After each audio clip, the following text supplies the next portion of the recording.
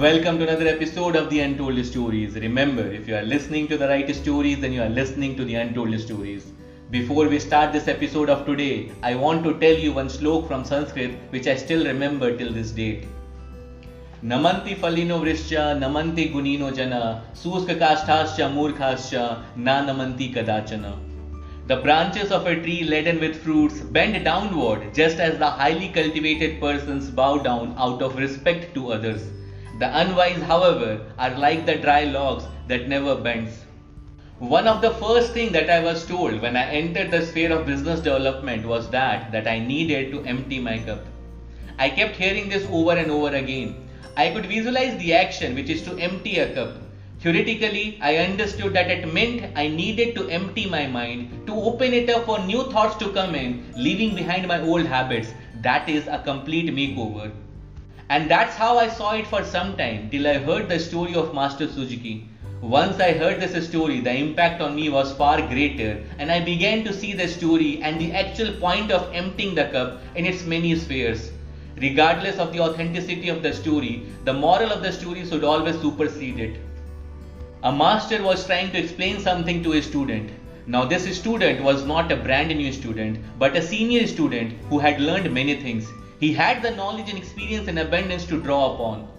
But each time the master tried to explain something new to the student kept trying to hold it up against his own notion of the way the world is and how it ought to be, and he was unable to see the lessons in what the master was trying to teach him. Finally, the master poured a full serving of tea into his own cup and into the cup of the student. Then he told the student he wanted to give him some of the tea from his own cup. He began pouring tea from his cup into the student's cup, but the student's cup was already full, and all the tea from the master's cup spilled out over the cup onto the surface below. The student said, "Master, you can't pour anything into my cup until I empty it to make room for what you are trying to give me." And the master replied, "Yes, I know, and I can't give you any new thoughts or ideas or perspective on life's lesson until you clear out some thoughts that are already teeming in your mind to make room for what I have to teach you."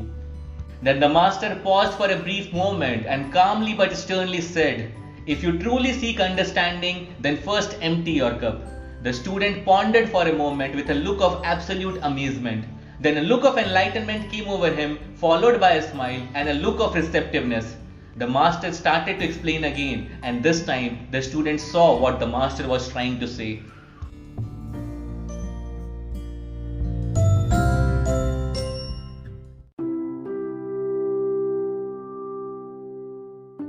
In this story, the tea represents knowledge, and what is already in the cup is our ego.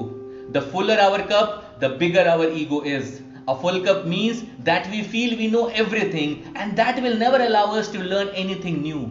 To empty the cup is to empty ourselves of our ego, which is necessary in order for us to learn more.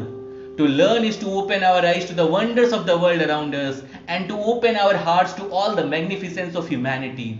The more you learn, the more you know. But one fact remains, you can never know all. There are three important lessons based on this story. The first important lesson is to stop making assumptions before you are ready. In the process of learning, you have to go through three stages. The first stage is introspection. Before you start learning, you introspect, you research, you analyze, you question, you challenge, you dispute, and if you choose not to begin this particular path of learning, you go another way.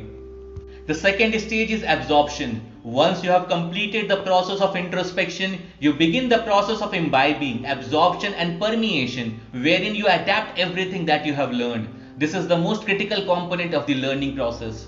The third stage is practice. After introspection and absorption, this will lead you to the third stage where you practice without flinching, without questioning, and with absolute faith. It is only then that the learning has reached its culmination. The second important lesson is that you cannot learn when your cup is already full. Just like the young man in the story, many people challenged this concept. What about the learning I already have? What of the knowledge I already have? Is it not of any value? The answer to that is simple. Knowledge by itself is of little or no relevance in life. It is the application of that knowledge that is called wisdom, and no one can take that away from you. So when one talks about emptying the cup, it refers to the knowledge that gets in the way. For to be eliminated further, wisdom never stands in the way. It acts as a filter. In order to acquire more wisdom, you have to keep on filtering the knowledge you already have. As your filter gets better and finer, your learning grows and thus begins true wisdom. Remember, emptying the cup is a lifetime process. The third important lesson is that do not take a teaspoon to a waterfall. If you go to a waterfall with a teaspoon, how much water can you bring back? Does the problem lie with the waterfall or with the utensil you carried to it? Many times we stand before a mentor or a guide and he or she has a waterfall of knowledge and abundance of wisdom to share with us. But if we carry a teaspoon, how much of that wisdom can we learn? Your learning is equated to your desire. As you desire for more, the utensil you are carrying transforms from a teaspoon to a cup, then from a cup to a jug, and from a jug to a barrel.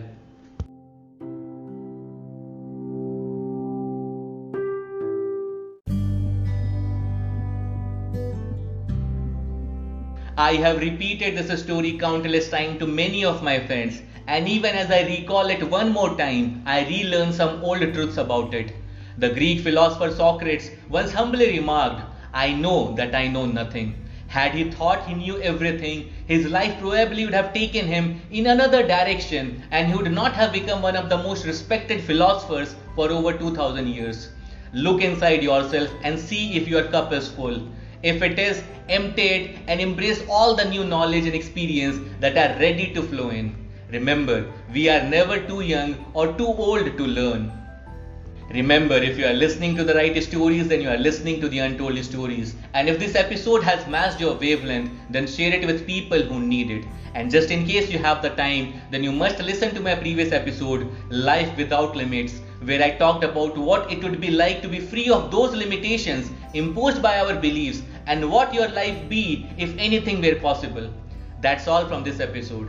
Remember friends, you too have untold stories to tell which can make a difference in someone's life, because certain untold stories are born out of certain lives and certain lives are born out of certain untold stories.